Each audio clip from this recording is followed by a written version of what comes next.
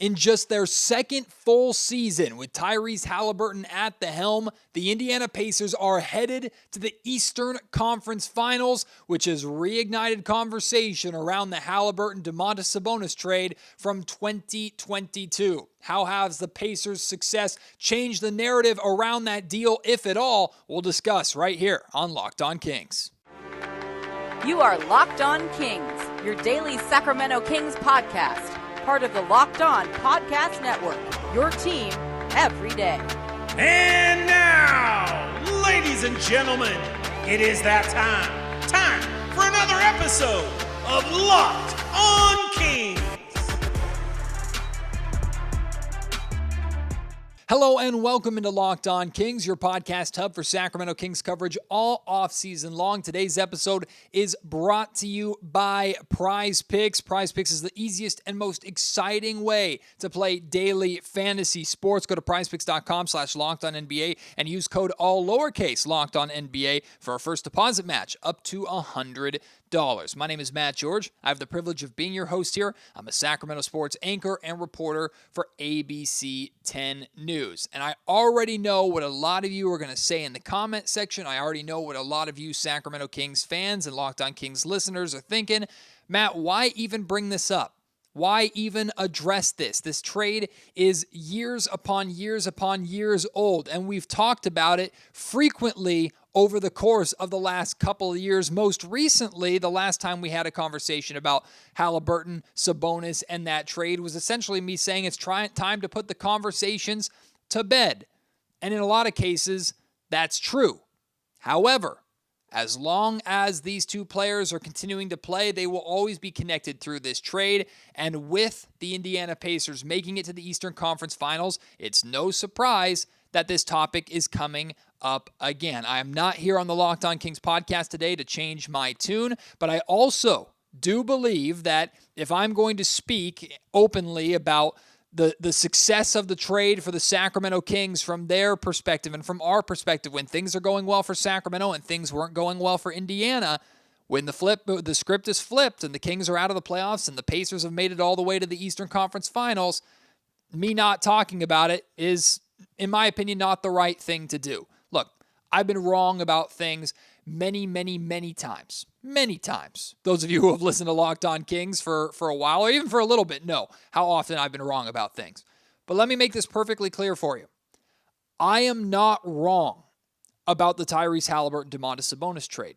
My approach and my thoughts on this trade have always been this. It was a necessary deal for both sides to make, but especially from the Kings' perspective, it was the right move to make. It is not a bad trade. Whether or not you want to declare a winner for the trade or not, that's really up to you. Look, depending upon how you choose to watch the Indiana Pacers play, if you choose at all from a Kings perspective, it's really up to you when you are ready to move on or are ready to get over it, right? It's like a breakup or a relationship, right? It is really on you to decide when you should move on. Now, I have my opinions, and I think you should be in a state like I'm in right now, where I can watch the Indiana Pacers play. I can watch the Indiana Pacers make it to the Eastern Conference Finals, and I can enjoy it, one, as a basketball fan, and two, as a fan of Tyrese Haliburton. I actively root for Tyrese Haliburton. I want him to succeed. The only time I do not want Tyrese Haliburton to be successful is when he is playing the Sacramento Kings. That comes from my appreciation of him as a player,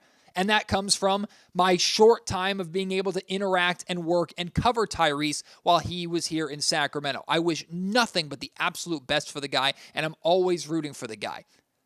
That being said, does it suck to see Tyrese and the Pacers playing in the Eastern Conference Finals while the Sacramento Kings didn't even make the playoffs this season after making it for the first time in over 16 years last season? Of course it does. Yes, that sucks.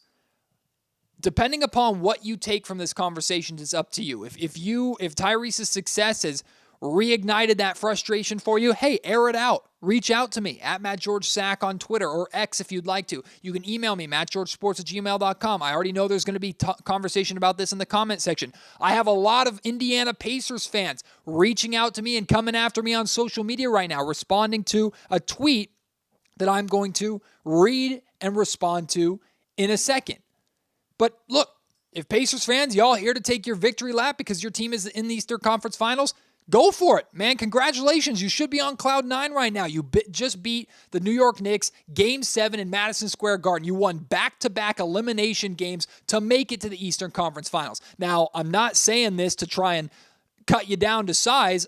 I think the Pacers are going to get rocked by the Boston Celtics. I would have said the same thing about New York. The Boston Celtics are not just the best team in the Eastern Conference. In my opinion, they're the best team in the NBA. They're the team that should win the NBA Finals. Now, should and do very different things, right? But I expect the Boston Celtics to come out of the East. Has nothing to do with my dislike of the Pacers or desire to see them fail because of my bitterness based off of a trade from over 2 years ago, right? But look, this is what I tweeted out. And again, I think it's important for me to bring this up. And I think it's important for me to reignite this conversation and talk about this. Because again, if I'm going to talk about it and be vocal about it on the podcast and on social media when things are going well and it fits my argument or it fits my point, but not do it when times are rough, then I think that speaks negatively on me as a commentator. So here is the tweet that I put out there. This was back in March of 2023, after it was announced that Tyrese Haliburton was going to miss, I think, the rest of the season or a handful of games with an injury that he was dealing with last season. I said, taking back the Sabonis, Haliburton, terrible Kings trade takes just by calling it an even trade isn't good enough. Kings are 3rd in the West.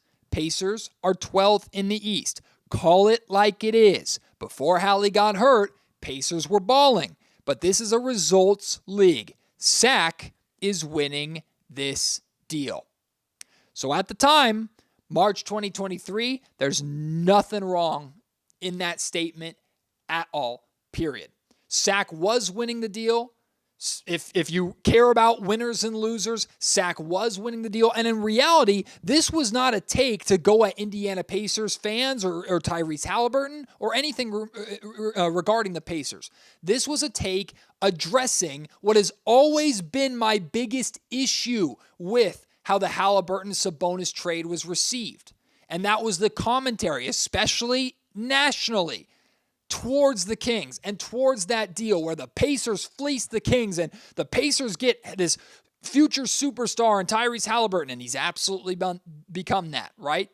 Haliburton is absolutely a star. No ifs, ands, or buts about it. But the Kings were fools. The Kings were idiots. Sabonis is overrated. They're never going to win. Immediately, all of them were proven wrong with Sacramento's instantaneous success. But how did that narrative change for them? They didn't walk it back and go, we were wrong. We're sorry. What a great trade for the Kings. You can still be excited about the Pacers, but the Kings have turned themselves around, and that trade was a massive part of it. No, that wasn't what it was. They walked it back by saying, oh, what a great trade for both teams, which it is. It is a great trade for both teams. Honestly, in NBA history, maybe one of the most even win-win trades ever for both teams. At the time, these comments were completely correct. March of 2023, Kings the 3rd seed, heading into the playoffs. The Indiana Pacers pretty much out of the playoff picture in their first full season with Tyrese Haliburton. So I don't know, like the expectations weren't for the Pacers to be a playoff team that year, to be completely honest with you, and that's fine. At the time, those comments were correct and were accurate and were directed at the people who spoke nonsense about the Kings after that deal and then tried to walk it back without still giving the Kings credit or their due credit. Now, in May of 2024, the last line of these comments and that tweet is what people are hung up on. And I understand completely because I said Sac is winning this deal. If you're keeping score, they're not anymore. First quarter, Kings were up. Second quarter, Pacers are up big. Kings didn't make it out of the first round. Pacers, in their first playoffs trip under Tyrese Haliburton, or with Tyrese Haliburton, I should say, have made it to the Eastern Conference Finals. Hey, man, I call a spade a spade. I see it like it is. I acknowledge it. If you're keeping score, if you truly care who's won or lost the trade, as of right now, the Indiana Pacers are ahead. I could admit that while still not feeling wrong about saying that that trade for the Sacramento Kings was the right move to make, just like the Pacers would say that that trade for them was the absolute right move to make.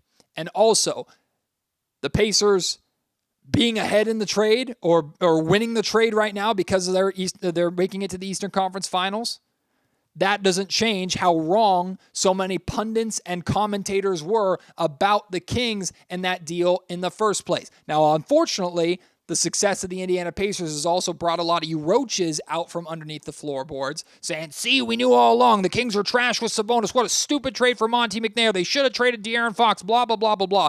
Y'all don't surprise me one bit. I mean, y'all come out after every single Kings loss if Domantas Sabonis is a halfway bad game anyway. Y'all been coming out all regular season wrong. Y'all were coming out and talking crazy when Tyrese Haliburton and the Indiana Pacers were making a run to win the inaugural in-season tournament. Y'all were talking crazy then. So y'all want to keep talking. Y'all want to do your thing, especially the Kings fans who feel that way. If y'all want to be miserable and make yourself miserable just to be proven right, hey, be my guest. Go for it. You can do whatever you want. You can feel whatever you want. If you still don't like the trade, you hate the trade, and this is fuel to your fire, all the power to you. As of right now, if you care about winning or losing the deal, the Kings are losing it. You happy? It's still the right deal for the Sacramento Kings to make. And look, context is important as well, right? I'm completely over the trade for a number of reasons. One, both Fox and Haliburton are thriving as the primary ball handlers on their team. They didn't have a ton of time in Sacramento to figure it out, but from the time we got, it clearly wasn't working. Number two, the Kings chose to trade Tyrese Haliburton for two reasons. Number one, Tyrese Haliburton's value is significantly higher than De'Aaron Fox, not because Haliburton was a better player than Fox at the time, but because of Haliburton's upside, and more importantly, because of the money and the team-friendly contract that Haliburton was on and is still on, versus De'Aaron Fox had just signed his big deal at the time. The other reason, the Kings went out and finally got De'Aaron Fox, the big man that they've been trying to pair him up with his entire career. That was what Marvin Bagley was supposed to be, and he failed. So they went out and got a center in Domantas Sabonis, who has made the All-Star team immediately, should have made the All-Star team twice, right?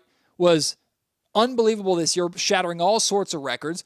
Yes, the Sacramento Kings missed the playoffs this year, but that was not because of Domantas Sabonis, and that was not because of this deal.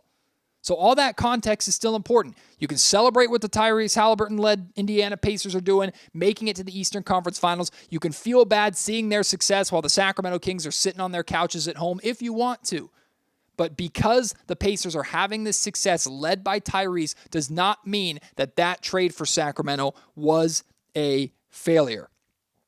There are some things worth pointing out too, and I'll address these really quick. And I don't mean to say these, truly. I do not mean to say these to piss off the Pacers or undermine what they do. In fact, I'm going to actively work while listing these things out to acknowledge the differences between the Kings and the Pacers situations, but not use them as an excuse for or against Indiana, right? A couple things worth pointing out. Number one, the Pacers ran into two wounded teams in the playoffs. They did. Now, again, I'm not using this as an excuse to tear the Pacers down or undermine their accomplishments because it is not their fault. You have to beat whatever is put in front of you. It is not the Pacers' fault that OG Anunoby got hurt. It is not the Pacers' fault that Giannis Antetokounmpo didn't play in round one. It's not the Pacers' fault that Damian Lillard only played like half of that round one series. That has nothing to do with Indiana. They are charged with beating the team that's put in front of them, and they did it in two separate series, including a Game 7 on the road in New York against a very game Knicks team. I know OG Anunoby was a shell of himself at that point because of his injury, but still, they went in, they got the job done. I'm not taking anything away from them, but that is worth pointing out. Another couple things. This is a reality statement. This is a fact, not used to undermine the Pacers, but when you're comparing the Kings and Pacers situations, you have to talk about this. The Pacers play in the East. It is undeniable fact that the West is significantly harder than the East is. Undeniable. That being said, you put the Kings and you put the Pacers in the same conference. The Pacers had one more win than the Kings did, 47-46. So, by that standard, the Pacers were ahead of the Kings this year. Who knows how it would have gone in the playoffs in that dream scenario, but we don't have to worry about that. In reality, the Pacers play in the conference they play in. It's not their fault either. They won 47 games, and they've made it to the Eastern Conference Finals with 2 big series wins. I don't know how they would have fared if they were out west taking on Western Conference teams in the opening rounds of the playoffs, but building an argument based off of that hypothetical, which is something I've seen people do on social media to defend the Kings, those aren't legs to stand on. However, again, it's important to point out, they play in the East where 47 wins gets you a 6th seed. In the West, 46 wins was the 9th seed. Big difference in conferences. Finally, the Pacers had to make a big addition at the trade deadline. They did. Not the Pacers' fault in anything. This is credit to Indiana. They recognized their weaknesses. They recognized they still needed something. So what'd they go out and do? They went and got an NBA champion. They got Pascal Siakam. They got someone who is a veteran, who has experience in the playoffs, brought them into this young core and said, help us get there, and once we get there, help us succeed. Now, of course, the Kings were involved in the Pascal Siakam sweepstakes. It got pretty close. They bowed out when they believed that Pascal would not re-sign in Sacramento. Indiana went through. Credit to them, they got the trade done. But it is worth pointing out that the Indiana Pacers are having this success in the playoffs, yes, because of Tyrese Haliburton, and he was excellent in Game 7, by the way, against the New York Knicks. He was unbelievable in that game. But also, Pascal Siakam is leading this team in scoring, 21 points per game during the playoffs. They're leaning on Pascal and his experience more in the postseason than they are at times leaning on Tyrese Haliburton, at least for scoring. That's not to take anything away from Tyrese. Again, I think it's a feather in the Pacers' cap. They recognized a weakness. They went out there and they filled it. So if this is a Monty McNair versus whoever the Pacers GM is, and I'm blanking on his name, then I guess advantage to the Pacers GM. He did what Monty didn't. Went and got an upgrade, and it's paying dividends for him. It might sound like I'm arguing against myself. I'm really not trying to argue anything.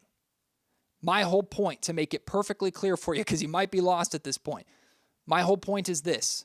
The Pacers scenario is the Pacers scenario, and they're succeeding. It sucks to see Indiana having more success than the Kings are having. That's reality. That's real. There's no way to sugarcoat that. But their scenario is very different than the Kings scenario. The bottom line is this. The Kings do not regret that trade. They will never regret that trade.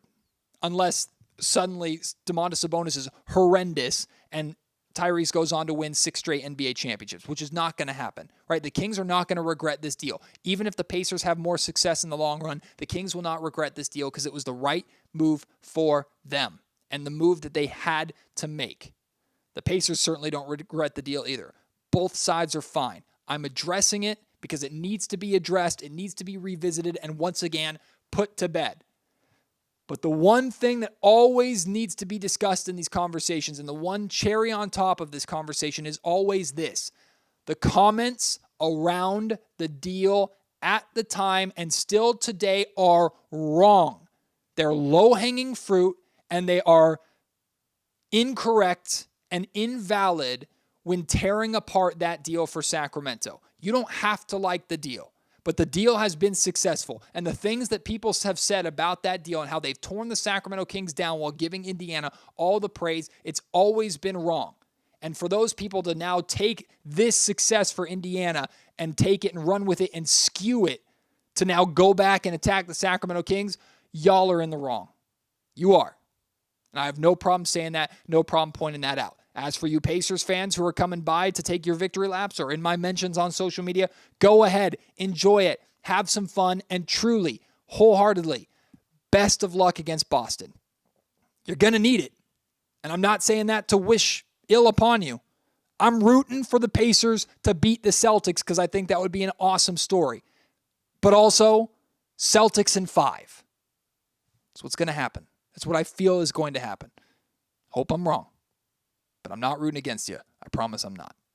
Today's episode of the Locked On Kings podcast is brought to you by Yahoo Finance. When it comes to your financial future, you think you've done it all. You've saved, you've researched, you've invested all that you can. Now you need to take all of those investments to the next level by using what every financial great uses, which is Yahoo Finance. For more than 25 years, Yahoo Finance has been the brand behind every great investor. Whether you're a seasoned investor or looking to get started and get that extra guidance, Yahoo Finance gives you all the tools and data that you need, all in one easy-to-use place. They are the number one finance destination, providing a holistic look at the financial news cycle, including breaking news, original editorial perspectives, analyst ratings, independent research, customizable charts, and so much more. Securely link your brokerage accounts for a unified view of your wealth, including your 401k and other investments. A comprehensive perspective is what sets apart great investors, and it's how Yahoo Finance ensures that you have the insight to look at your wealth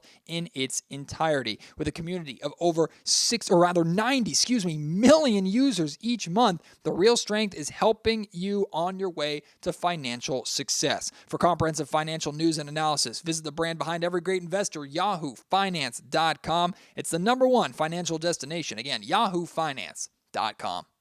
Today's episode of the Locked On Kings podcast is also brought to you by Prize Picks. Prize Picks is America's number one fantasy sports app with more than 3 million members, including yours truly. It's the easiest and most exciting way to play daily fantasy sports and get in on the action while you watch your favorite sports and your favorite players. You must pick more or less on 2 or more player stats and just watch the winnings roll in. It's unique, it's creative, it's fun, and hey, if we want to keep on this Tyrese Haliburton trade, you can take the more on Tyrese Haliburton's points for game 1. They haven't set them yet, but when they're available, you can take more or less on Tyrese Haliburton's points or assists, a combination of points or assists, his steals, how many threes he's going to make. You can partner that with how many rebounds or threes you think Miles Turner is going to have, how many points Jason Tatum or Jaylen Brown are going to have. You can play it in so many creative and unique ways for each NBA playoff game, or combine multiple playoff games here during the Eastern and Western Conference Finals to create one kind of payout or play for you. And in addition to that, of course, you can work in MLB baseball as well. Plus, when football season is around, Prize Picks is amazing. For football season, I was playing it all season long with the Sacramento Kings, as was a lot of friends of mine here in the Sacramento area. And Prize Picks does something really, really cool, really unique that you're not going to find anywhere else. Prize Picks can offer injury insurance so that your entries stay in play even if one of your picks goes down. Let's say, knock on wood, Tyrese Haliburton gets hurt in the first quarter, right? You've selected him to score more than 28.5 points, and you need to hit on that to get an ultimate payday, right? Well, Tyrese Haliburton gets hurt. That's not your fault, and Prize Picks is not going to punish you for that. So they will essentially push or void that entry. The amount of money that you can win will go slightly down because of the amount of entries that you have, but your perfect prize pick will not be affected, so you still get the maximum winnings that you deserve by playing Prize Picks. And if you go to play Prize Picks right now, use our promo code LOCKEDONNBA for a first deposit match up to $100. Again, Prize Picks, pick more, pick less. It's that easy. So now that we're done talking about that Tyrese Haliburton Kings trade jargon, now we can turn our attention to what's actually happening with the Kings, or at least the smokestacks and the rumors and the conversations surrounding the Kings at this early part of the offseason. And 2 very different, well, one's actually a report and one is just some betting odds, but 2 big men have been somewhat linked to the Sacramento Kings, one in trade talks, one in free agency.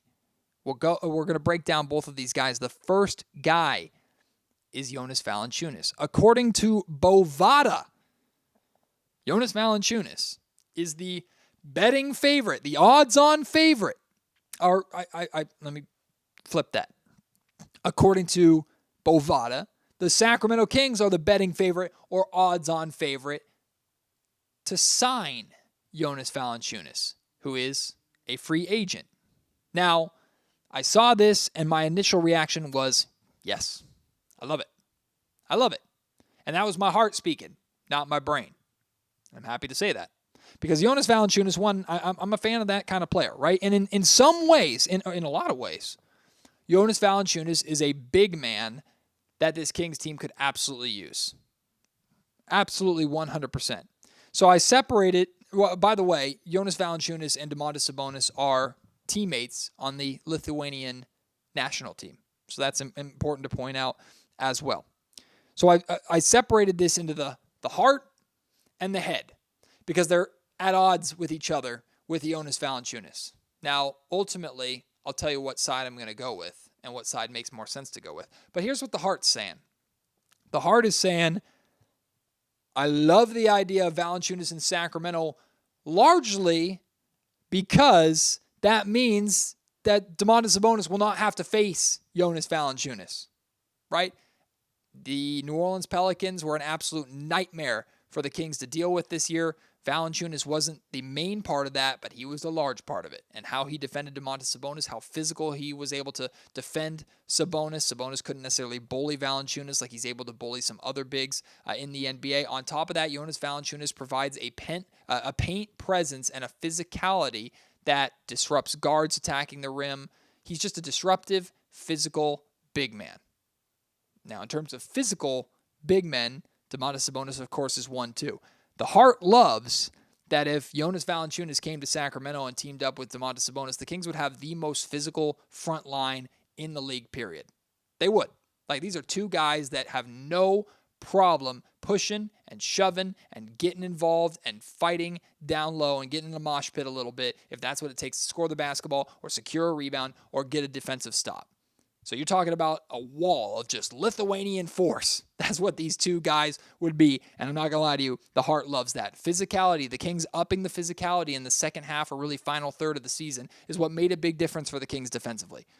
So the idea of having those two physical brutes on this roster, yeah, I like the idea of that.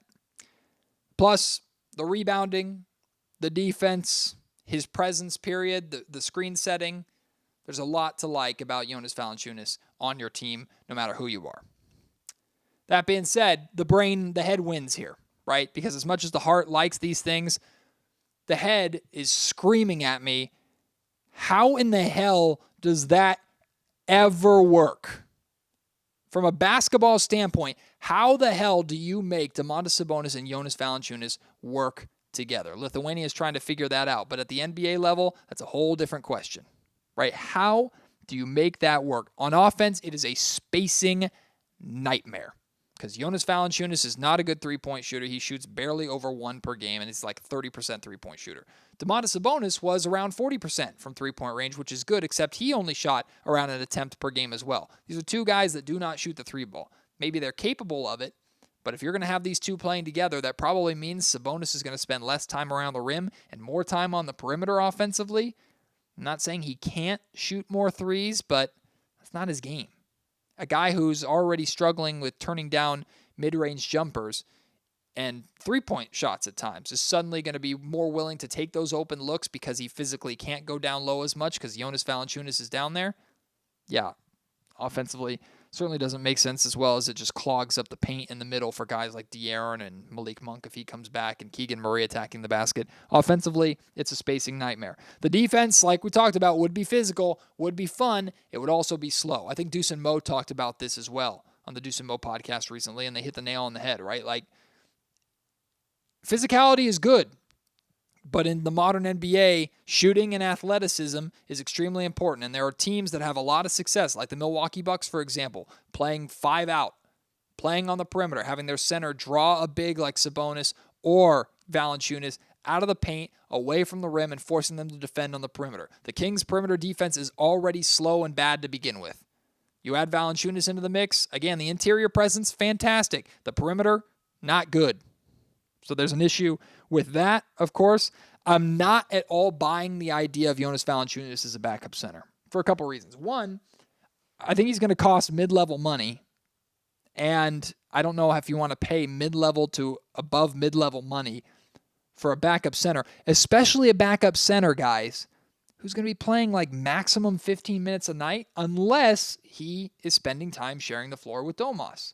You're not cutting Domantas Sabonis' minutes for Jonas Valanciunas. And that's not to undermine Valanciunas at all, because I think he's a starting caliber center in this league. It's because it's redundant, right? Why would you take away someone who is so largely responsible for your success and minimize his minutes just to get Valanciunas the minutes that he deserves, or slightly the minutes that he deserves, and avoid having the two of them share the floor together. I don't buy Valanciunas as a backup center. The brain says this move does not work, will not work. Bovada, you can have your odds, and maybe I don't know where those odds come from. If the Kings have interest in Jonas Valanciunas, I understand surface level reasons why, but I don't see a scenario where it ever happens. So I'm kind of out on it. My heart loves it, but I'm kind of out on it. But Jonas Valanciunas is not the only big man that the Kings have been connected to recently. The rumors are running wild. I'll share with you who that other big is in just a second. Today's episode of the Locked On Kings podcast is also brought to you by my great friends at Sack Yard Community Tap House. I love Sack Yard so much. I owe so much to Sack Yard this past season.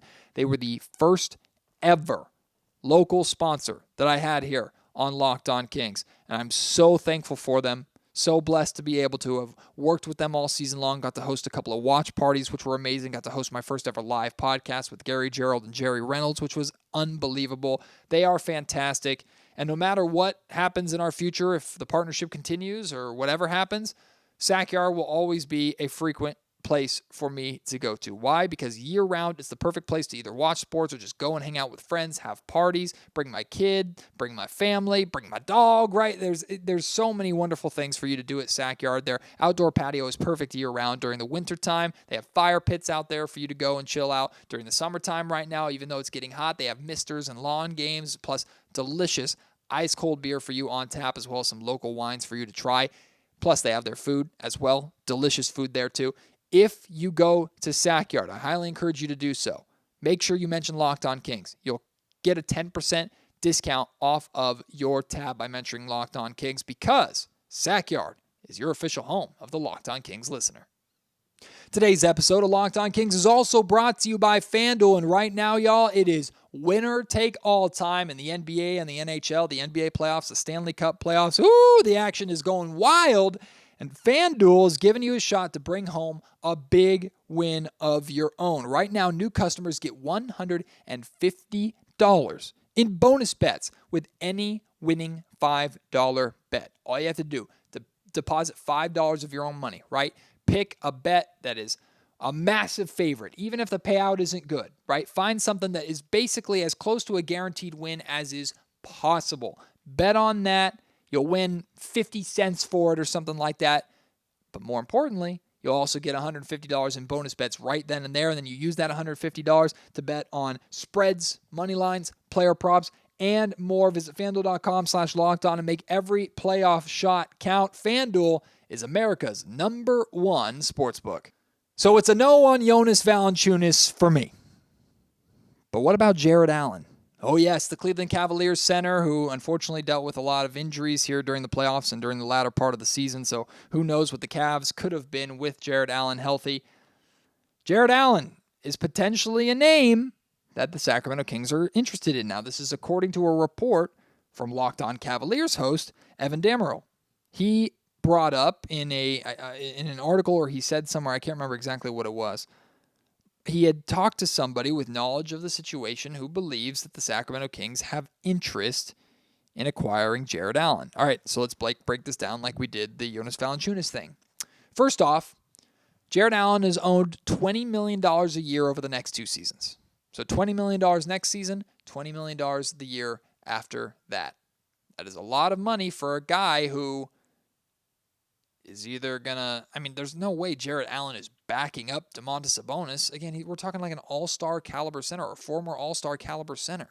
So if you're getting Jarrett Allen, if the Kings are really interested in getting Jarrett Allen, it's because they're going to partner him with Domas, and Domas is going to play the 4. Let's talk about, before we dive into that, let's talk about just the money side of things. The Kings are also coming up on paydays for De'Aaron Fox, for Keegan Murray, still trying to bring Malik Monk back. And you want to acquire a $20 million player at a position that you don't necessarily need compared to some other positions. Okay, there's some hesitancy there. Let's talk about the good. Like Jarrett Allen instantly like that makes the Sacramento Kings a elite rim protecting team on his own. Right? His rim protection skills are unbelievable. He's a shot blocker. He's a shot changer. Now, there's a very big difference between the two. You get credit for shot blocks, or I should say block shots, in stat columns. You don't really get credit statistically for changing shots.